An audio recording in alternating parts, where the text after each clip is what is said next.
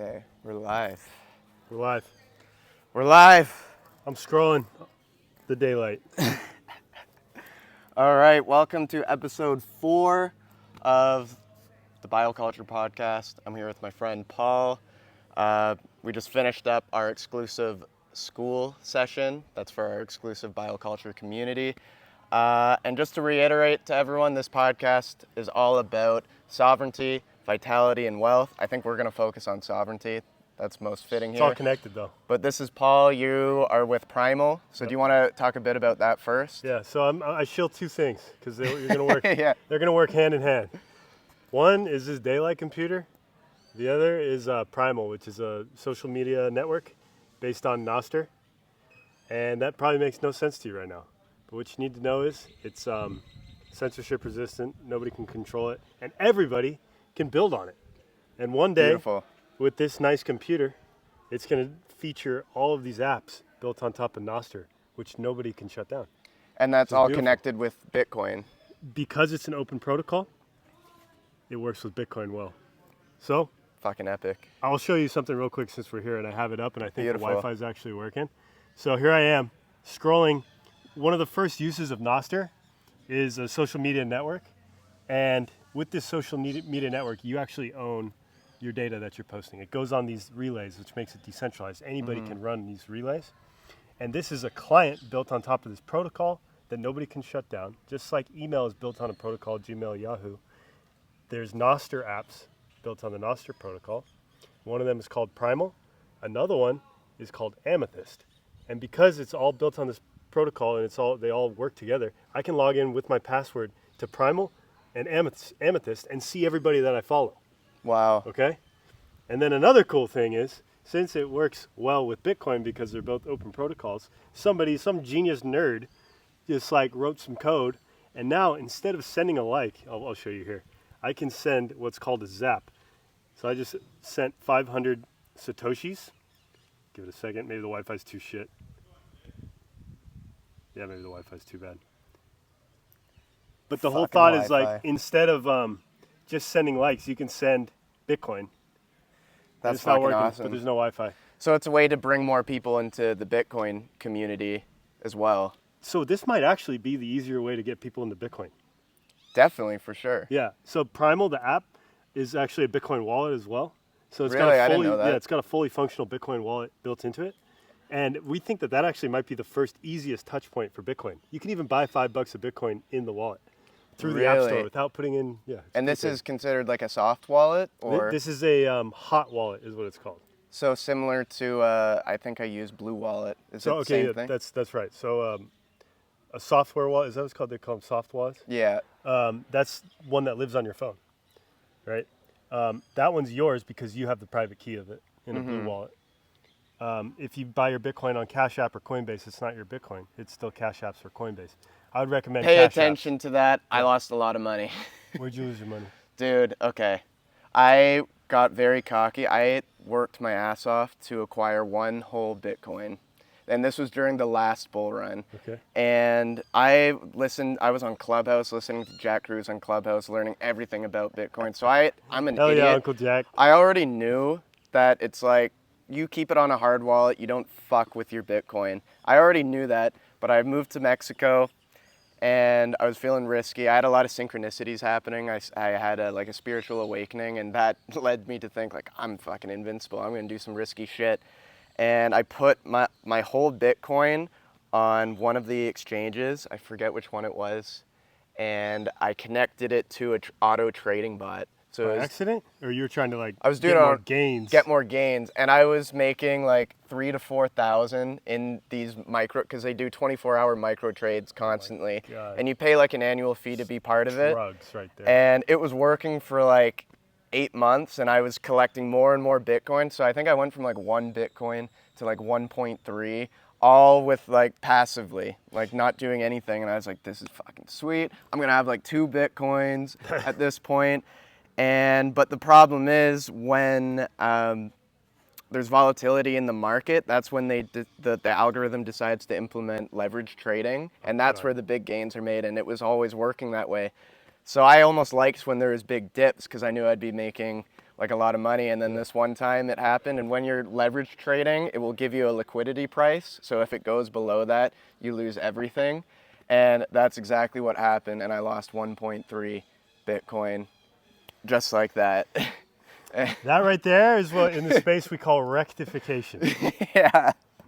That's freaking brutal, man. I'm sorry that sucks. I'm still getting through that. So I'm what you would call a Bitcoin maxi. Yep. I consider myself that too. You come to that now, yeah. Yeah. So there's a hashtag once who's like, thank a maxi. And so I don't know if you've heard of BlockFi and Celsius. Yeah. BlockFi was, I had it there for a little bit. I put all my Bitcoin in there because I could just make 7% yield. Yeah. No risk. What? Next thing you know, they're bankrupt. They're bankrupt? Yeah, they're bankrupt. I didn't They even went down know with that. like Celsius and like near FTX time. A couple years Fuck. ago. Yeah. What made them go bankrupt? I don't know. But there's no such thing as free yield. Yeah. It's too good to be That's true. true. So what you got to do eventually is if you really do want to be the S word, if you want to be sovereign, it does come with responsibility, and you have to learn how to take the private keys and like, you know, download Blue Wallet and write down those 12 words. Or if you want to go big league, you go get a cold card, you watch. I'm planning to get that. Yep. You know, Watch. Bo, he recommended that to me. That's the way to do it. And you go watch BTC sessions, YouTube, and you learn how to generate your keys offline. So they never touch the internet. That's So with the cold card. Yeah. Okay. So that's the most paranoid way to do it. You're going to be fine with the Blue Wallet and the 12 words. Nobody's ever hacked it. Or like. Well, honestly, I'm a little paranoid with that too, because I'm operating with Sparrow to like send it. You need Sparrow to send it out. Okay. And I'm worried about what happens if like, because it's on my girlfriend's laptop, that it's downloaded onto there. So like, I'm worried. What if like, she like is clumsy and drops shit? What if the laptop breaks and I can't get into Sparrow? Is that like a a poss- multi-sig or something? We're getting nerdy. I don't even know. No, because as long as you have your private key, you're fine if the laptop goes away. The phrases. Yeah, the as long 12 as you have phrases. the phrase, you'll be able to go to any Blue Wallet, Electrum, Wasabi, type in your 12 words, and you can recover your Okay. Bitcoin. So as long as you have that safe, all your wallet situation's fine because you can recover it. That's good to know. See, Yeah. I'm still learning too. It's fine. It's a process. It's quite the process. So speaking of sovereignty, what got you into? Because I imagine Bitcoin was like your big aha moment for acquiring sovereignty. So what got you into Bitcoin? How long have you been in it for? Yeah, I'm a class of 2017er. Nice. My quick Bitcoin story is after I got done with grad school, I was just kind of, head down, doing school, doing the normie thing till I was 24. I got a master's degree because I was playing ball in college baseball. Really? Yeah. And then it was like, okay, time to give myself my own curriculum. And the day literally right around the day I graduated, I got sick. I lost 20 pounds from what I am now. And I had arthritis in my knees and my hand. I don't really know why. Some autoimmune, sitting against nature thing. But and then I found Bitcoin and I was like, I'm going to get rich. Because, there's the meme of Bitcoin going to 1 million, which I wholeheartedly believe. And number go up is definitely a use case. But beyond that, I believed in compound interest and I kind of understood it. So my grandma gave me a little bit of money to graduate and I put it all in Bitcoin. And I promised myself I would not sell that. And therefore, I haven't. And I went down the rabbit hole and come out just with the laser eyes, thinking that Bitcoin will fix this. Indeed, will fix this. For so I still many have my reasons. laser eyes on my WhatsApp profile Let's picture. go! I never took mine down either Yeah. from Twitter. I think it just fixes humans. Yeah.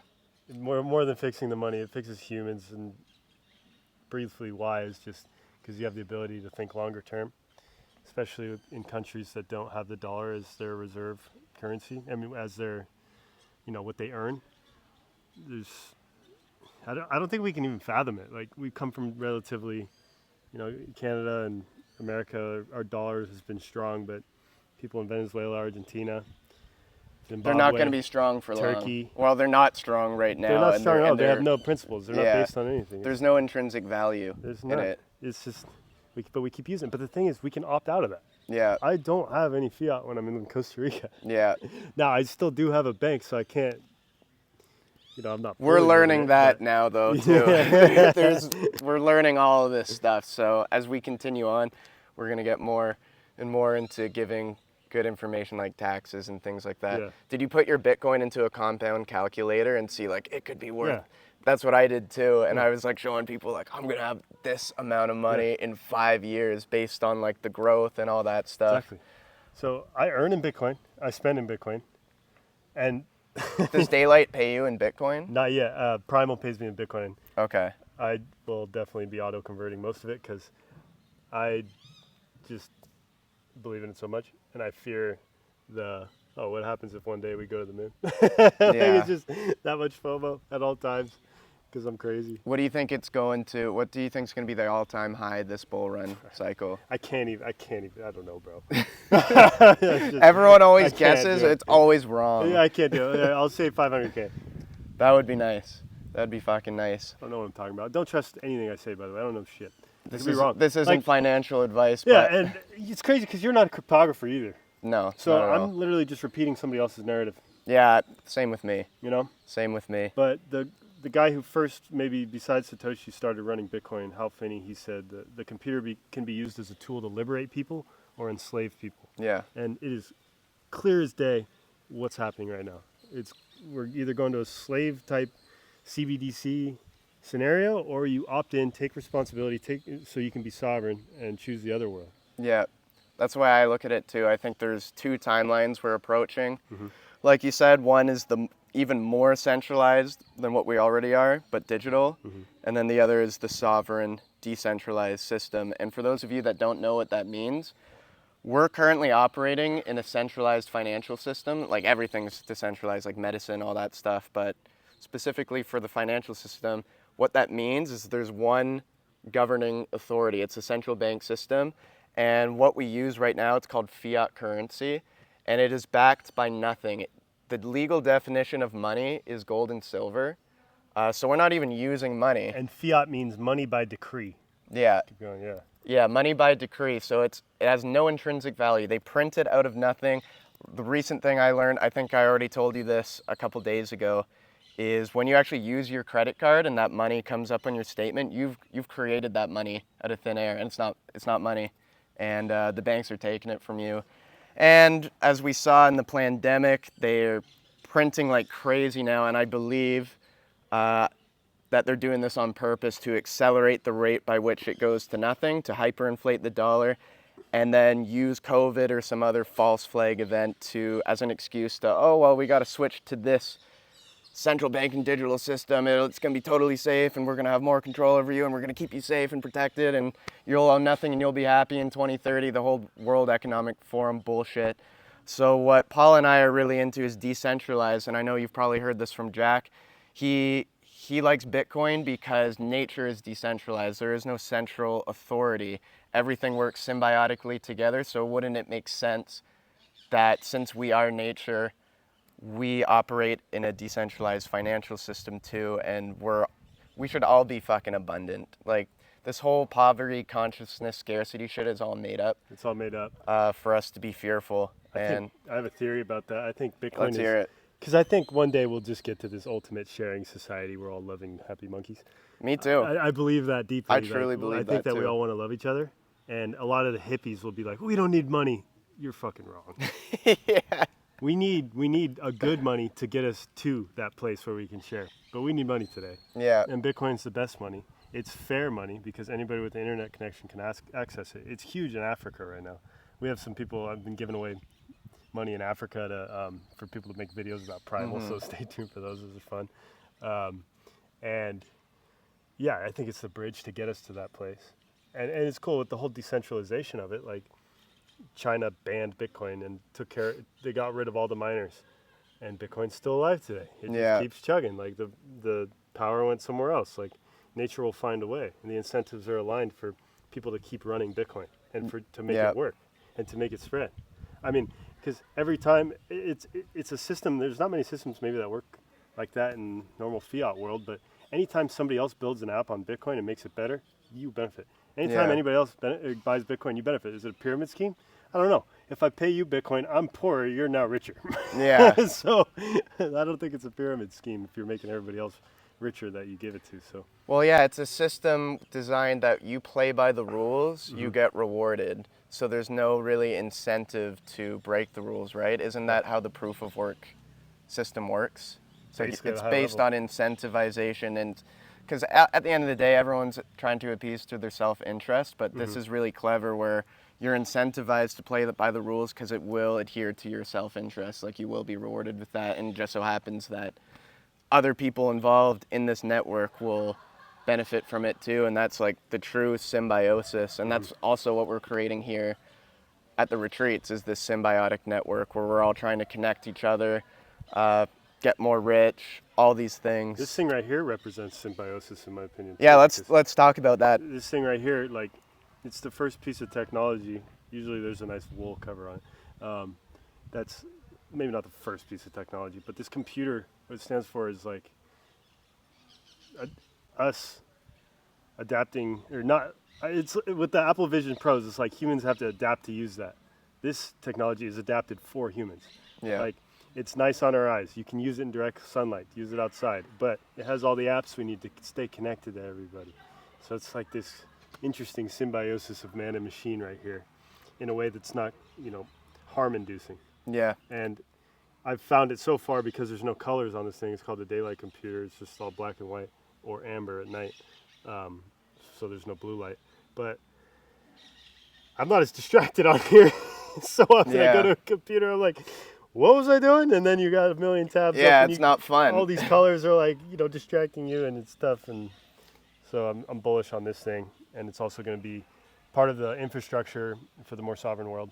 That's one of the goals of it. Definitely, because if you guys don't know, blue light, and that's my theory, blue light was specifically designed to lower your dopamine, make you a low dopamine idiot, and therefore more easily controlled. Yeah. And artificial blue light, it's what it is emitted from all of our tech. So this was designed to solve that problem where we can have our cake and eat it too. Yep. Still have the tech, because what it does in the daylight is it actually reflects the sunlight, so there's no glare, so you can be on it in the sun, and then it has the amber mode at night, so you can use it at night and not get blasted with the blue light, and therefore be healthier, have higher dopamine, and with that higher dopamine, that will help you accelerate to that sovereignty, because you won't be a fucking low dopamine idiot listening to fucking Fauci on the news saying all that bullshit. Addicted to TikTok and slaving you to their bullshit Yeah, algorithm. And scrolling. Because you're right, it is fucking boring. You're just scrolling. You're like, I feel like I'm watching like a 1930s movie. yeah, it's like it's stupid. But you can still do all your work on it, and that's the point. And you can still read. Yeah, you and can you still actually read with being focused. It's Yeah. cool. Well, fuck yeah, dude. I think that's all I have to say. Is there anything you want to say to the audience? I know we talked about Bitcoin, but like any strategies towards practical steps moving forward to tap into that sovereignty? Yeah, so there's a million tools and resources out there. It can be a little bit overwhelming, but take your time to just study. Mm-hmm. Don't FOMO into anything. Don't FOMO into ape coins or whatever. I wouldn't suggest any of that. Even Bitcoin too. Like do some just research before just buying study. it. And then best place to buy it is Cash App. Bitcoin only businesses, Cash App, Strike, Swan, River. Cash App probably is the easiest since you already have it. And then if you want to get started with decentralized social media and own your social graph, download Primal. Easy. It's actually quicker to download than Instagram and TikTok.